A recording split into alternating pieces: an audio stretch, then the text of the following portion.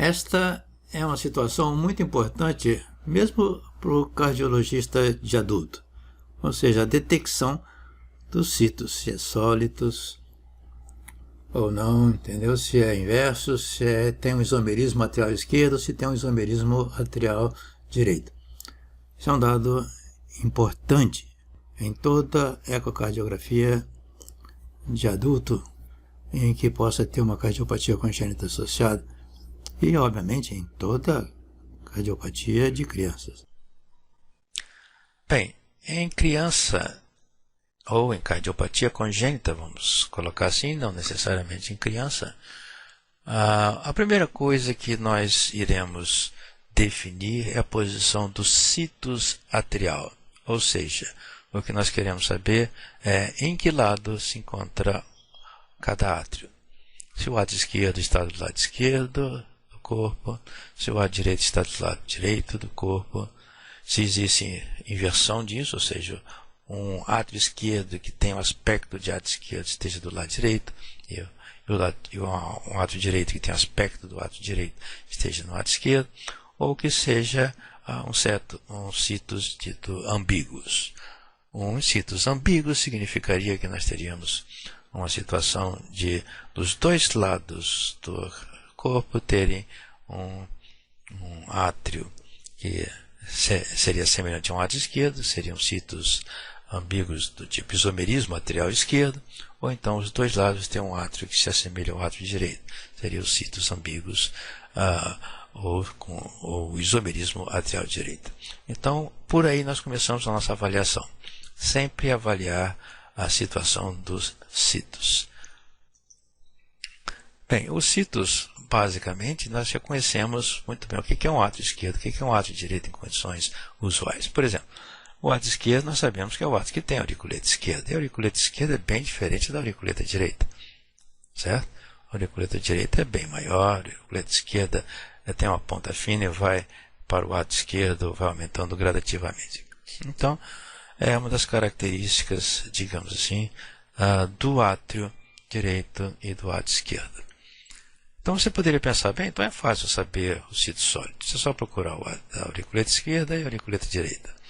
E assim, verificar que o átrio esquerdo está à esquerda, a direita à direita. E os sítios inversos seria o contrário. E os sítios, o isomerismo atrial direito, nós teríamos então, bastaria ver a auriculeta direita aqui, a auriculeta direita aqui, nós então interpretaríamos como isomerismo atrial direito.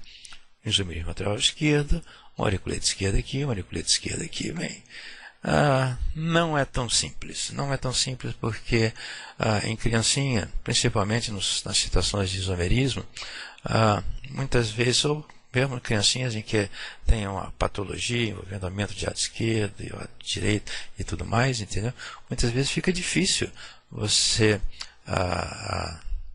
identificar precisamente, principalmente a auriculeta direita. Então, a situação pode ser difícil. Hein? E não é dessa forma, portanto, que nós fazemos. Na maioria das vezes, a situação do situs atrial. O que nós utilizamos para a situação do situs atrial é um corte epigástrico transverso, ou seja, aquele que a gente vê a coluna vertebral, vemos a aorta de um lado cortada transversalmente e a veia cava inferior do outro lado cortada também transversalmente. É neste corte epigástrico transverso que nós iremos fazer o diagnóstico dos situs. O que seriam situs sólidos? Situs sólidos, vocês já estão cansados de ver, nós temos a vértebra e a aorta vai se situar do lado esquerdo da vértebra e a veia cava vai se situar do lado direito da vértebra. Esta aí é, portanto, os situs sólidos. Os situs inversos, nós vamos ver a situação contrária, também fácil. A veia cava inferior agora vai estar à esquerda da vértebra e a aorta vai estar à direita da vértebra. Com isso, nós faremos o diagnóstico preciso de situs inversos. Bem, o isomerismo atrial esquerdo e o isomerismo atrial direito, eu tenho um modo mais fácil de vocês lembrarem qual vai ser a situação. Lembre apenas o seguinte: no isomerismo arterial esquerdo, nós temos dois lados esquerdos, ou seja, o lado esquerdo do paciente é o lado morfologicamente esquerdo e o lado direito do paciente também é o lado morfologicamente esquerdo. Em outras palavras, a orelha esquerda do paciente vai ser a orelha esquerda e a orelha direita do paciente também vai ser a orelha direita. Ou seja, realmente todo o lado esquerdo é replicado no lado direito. E no isomerismo arterial direito vai ser exatamente o contrário. Ou seja, nós teremos o lado direito replicado no lado esquerdo. Portanto, a orelha esquerda do paciente com isomerismo arterial direito vai ser uma orelha morfologicamente direita, mas tem a mesma forma, sem dúvida alguma. Mas existe uma forma boa de vocês guardarem isso. Reparem só, no isomerismo arterial esquerdo, o paciente tendo dois lados esquerdos, pergunta a vocês, é uma situação que tem associado poliesplenismo ou asplenia? Sabem disso? Que existe a situação de poliesplenia, o paciente tem diversos pedaços, né, de baços supranumerários, por exemplo, na poliesplenia, e na asplenia ele não tem baço. Então, pergunto a vocês, a poliesplenia vai estar associada ao isomerismo arterial esquerdo ou isomerismo arterial direito? É óbvio que vocês vão me dizer com toda certeza que a poliesplenia está associada ao isomerismo arterial esquerdo, certo? Tendo em vista que nós teremos o baço à esquerda. Nós temos o baço à esquerda, portanto, nós teremos também a parte de baço à direita, no isomerismo arterial esquerdo. Então, seria poliesplenismo. Já no isomerismo arterial direito, é óbvio que nós não teremos baço, tendo em vista que o baço é só do lado esquerdo. Portanto, haverá associação com asplenia. Por que eu estou dando essa forma, né, de vocês lembrarem qual é o aspecto ecocardiográfico da isomerismo arterial esquerdo e isomerismo arterial direito? Ora, porque no isomerismo arterial esquerdo, que cursa também com poliesplenia, eles têm dois lados esquerdos, então, como a veia cava inferior, por exemplo, fica do lado direito, vocês vão se lembrar que no isomerismo arterial esquerdo não tem veia cava. Esta é o que vocês vão demonstrar nestes cortes da região epigastro. Ou seja, o isomerismo arterial esquerdo, dois lados esquerdos. A veia cava fica no lado direito, então o isomerismo arterial esquerdo não tem veia cava. A veia cava, na realidade, se interrompe abaixo ou logo depois das renais. Como é que o sangue, então, lá de baixo, né, chega até o coração? Ele chega através de uma veia hemiásicos, inicialmente, e que depois passa para o lado da veia ásicos, e essa chega à veia cava. Então, repare só o seguinte, o que nós vamos demonstrar no isomerismo arterial esquerdo é que existe uma veia hemiásicos que vai se tornar tão grande quanto a veia cava, mas a veia hemiásicos se situa atrás da aorta. E mais ainda, não vai haver veia cava, vocês não vão encontrar veia cava. Então, no isomerismo arterial esquerdo, certo? Dois lados esquerdo, veia cava direita, portanto, não tem veia cava. Isso é um fato para vocês lembrarem. Ora, então nós temos uma aorta, falta veia cava. E como é que o sangue então chega lá em cima? Através de uma veia hemiásicos que cursa paralela à aorta e à coluna vertebral, e que normalmente é uma coisa muito pequenininha, nós nem vemos ela no ecocardiograma direito. Mas agora está levando grande quantidade de sangue, que é todo aquele sangue que teve de subir pela veia cava, está subindo agora pela veia hemiásicos, então ela fica grande. Como é que nós sabemos que é uma veia hemiásicos? simples, ela é, olha só, paralela à aorta. Não tem veia cava. Ela é paralela à aorta.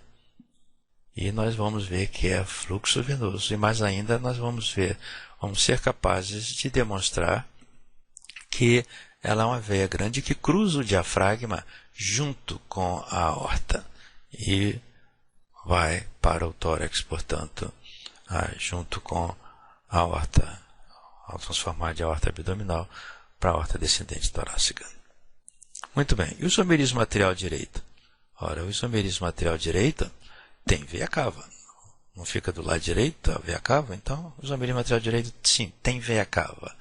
Mas, como os dois lados são iguais, o que ocorre é que nós vamos ter a aorta e a veia cava, e vamos ver que as duas se encontram do mesmo lado. Tem veia cava, portanto, vai estar na frente da aorta como normalmente, mas os dois vasos se encontram do mesmo lado da coluna vertebral, ou do lado esquerdo, ou os dois do lado direito. De forma que vai ser muito fácil você demonstrar a veia cava e a aorta em um mesmo corte, longitudinal, por exemplo. O que não acontece aqui. Aqui, para você mostrar a veia cava inferior, você tem que jogar o transdutor para a direita, e aqui você tem que jogar o transdutor para a esquerda. Quando você está nos sítios inversos, é o contrário, você vai ter que jogar para a esquerda para pegar a veia cava inferior e para a direita para a aorta.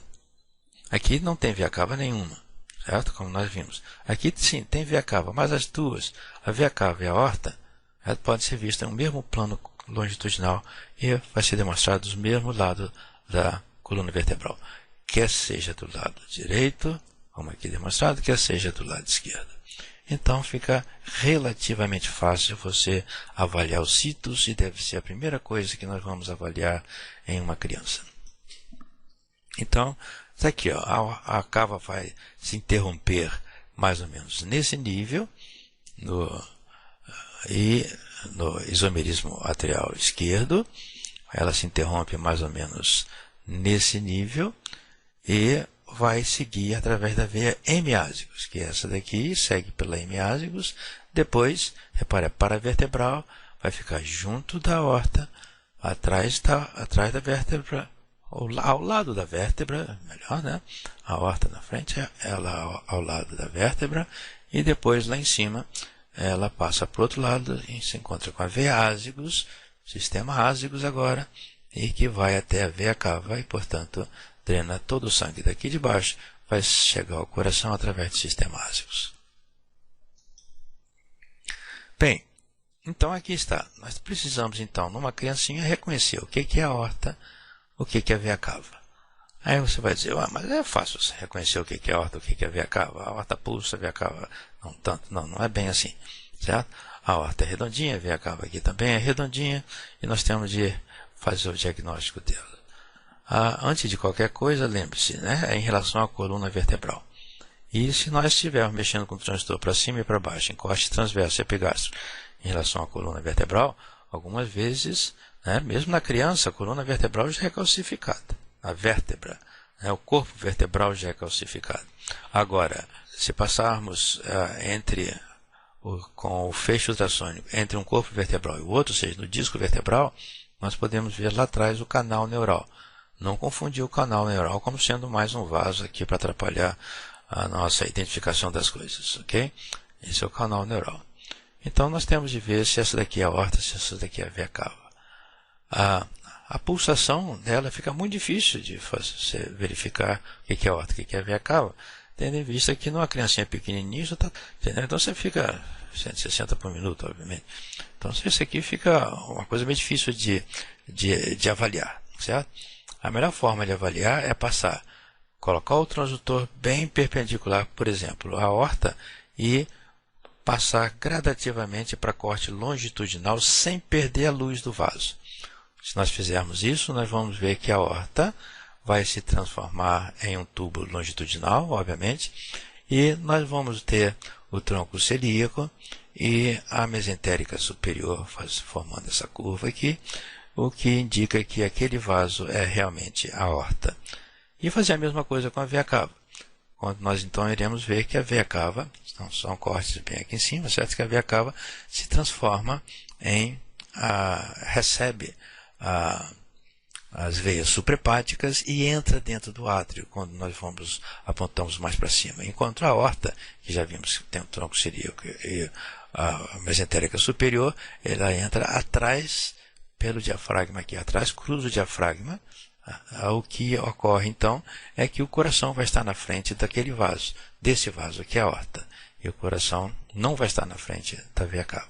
Então é fácil distinguir o que é aorta e veia cava. Então nós vamos ver depois qual a posição deles em relação à coluna vertebral. Então, partindo agora para cortes longitudinais, aqui está a aorta com o tronco celíaco, veja bem, e aqui a mesentérica superior, que faz essa curva do jeito que aqui está.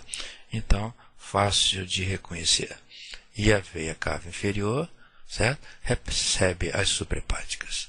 Além disso, a aorta passa por detrás do coração e a veia cava inferior entra dentro de uma cavidade atrial. Portanto, fica bem fácil reconhecer os citos do paciente. Não devemos ter nenhum problema em reconhecer citos. Então, aqui está os citos desse paciente. Repare todos os dois pulsos, não fica pensando que é só um que pulsa, mas quando passamos para o longitudinal, mostra que é a aorta, e outro, quando passamos para o longitudinal, mostra que é a veia cava. Vamos ver aqui. Passar isso aqui para longitudinal, em cima dele, fazemos a curva, está aqui é a aorta, principalmente porque vai atrás do coração. Aquilo que passa por detrás do coração, aquilo que atravessa o diafragma por detrás do coração, reparem só, olha que o coração aqui, ele vem aqui para trás, então esse aqui é a aorta, certo? E o outro aqui recebe as veias suprahepáticas e entra dentro do átrio direito. Esse aqui vai receber, portanto, as veias suprahepáticas, essa é a aorta, correto? Agora aqui a veia cava recebe as veias suprahepáticas e entra dentro do átrio direito. Então, nós sabemos que são citos sólidos. Então, vamos aqui. Temos aqui um vaso e o outro vaso, correto? Qual deles é a aorta, qual deles é a veia cava. Aqui você vê uma pulsação, ali vê duas, você já começa a pensar bem, isso aqui realmente é a aorta. A coluna vertebral está aqui, certo? Mas o que nós precisamos saber é, vamos pegar um vaso desse e vamos transformar em longitudinal. Pronto, transformamos esse daqui em longitudinal. Repare só, sem perder a luz, está aqui, ó, passando por detrás do coração. Esse aqui é, portanto, a aorta. Vamos agora fazer com o outro. Vamos pegar o outro, certo? O vaso, e passar para o corte longitudinal. Quando passamos para o corte longitudinal, sem perder a luz dele, ó, recebe as suprahepáticas e entra dentro do átrio direito. Então, esse daqui é, sem dúvida alguma, a veia cava. Então, estamos aí diante de citos sólidos. Aqui está, novamente, repare só, depois disso, nós temos que fazer também o que acontece agora. Esse daqui, certo? Ao nós passarmos para o corte longitudinal, esse vaso tem a mesentérica superior, olha aqui, ó, mesentérica superior e o tronco celíaco, aqui, ó, tronco celíaco. E passa por detrás. E além disso, obviamente, o fluxo aqui é vermelho, portanto, um fluxo em direção aos pés, é a aorta. E o outro vaso está ali, é aquela veia que recebe a suprahepática e entra dentro da direita. Citos sólidos, portanto.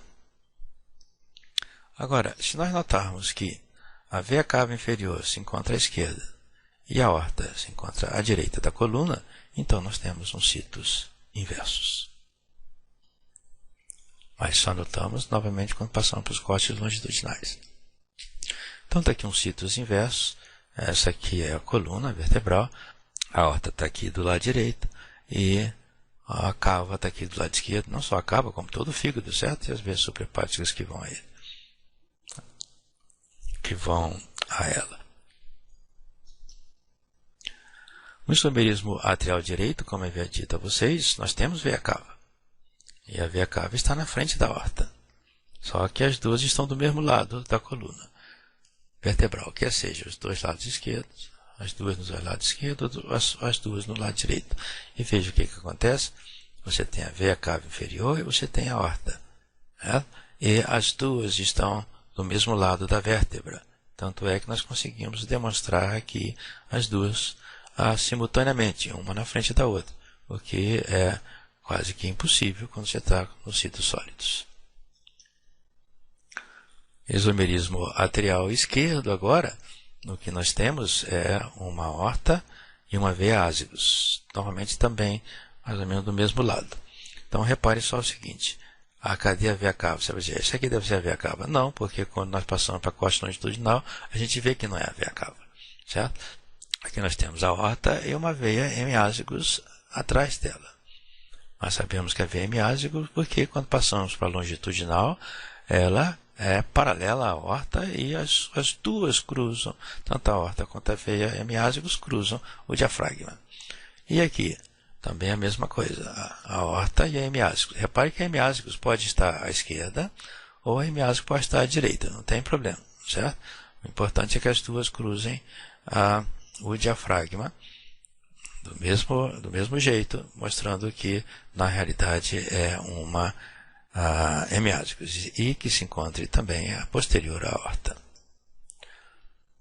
Além disso, o isomerismo atrial esquerdo, como não tem uma veia cava, como é que as veias suprahepáticas, por exemplo, entram no átrio? As veias suprahepáticas entram diretamente no átrio. Esse é um outro sinal também do isomerismo atrial esquerdo. Lembre-se, aquele que tem dois lados esquerdos e, portanto, não tem veia cava. Então, se tem dois lados esquerdos, tem dois átrios esquerdos. O átrio que está do lado direito é também morfologicamente um átrio esquerdo. E assim tem tendências a receber diversas veias, como recebe as veias pulmonares, certo? Então, as veias suprahepáticas todas entram diretamente na cavidade atrial que se encontra à direita e que tem a forma de um átrio esquerdo, um isomerismo atrial esquerdo. Não entram dentro de uma veia cava, já que ela não existe nessa região. Então aqui está o isomerismo atrial esquerdo. Reparem que nós temos aqui a aorta e a veia azygos embaixo. Olha como as duas cruzam por detrás, as duas, tanto a veia azygos quanto a aorta cruzam atrás do coração. Ok? Estou passando aqui da veia azygos para a veia e a aorta e vendo as duas cruzarem por detrás do coração. Vamos novamente ver e vocês podem ver também as veias suprahepáticas entrando diretamente na cavidade atrial. São as duas coisas que nós iremos perceber aqui. Então, a aorta, atrás tem outro vaso, e os dois cruzam por detrás do coração. Essa é a aorta cruzando atrás, certo? E vemos também a hemiázygos cruzando atrás, e além disso, vemos que as suprahepáticas drenam diretamente na cavidade atrial. Então está aqui a aorta, vértebra, veia hemiázygos, veias suprahepáticas entrando não numa cava, mas sim em uma cavidade, na cavidade atrial diretamente. Vamos rever aqui. Repare só, na aorta, hemiázygos. Repare aqui, aorta, hemiázygos. Vamos ver como é que eles cruzam. O diafragma, a aorta cruzou aqui atrás, a hemiázygos aqui, cruza também atrás. Então, nós sabemos, a aorta e a hemiázygos estão cruzando atrás. Portanto, não vimos veia cava ali. E o que vemos aqui, suprahepáticas. Como é que elas chegam ao coração? Certamente não estão drenando nenhuma veia cava, olha só.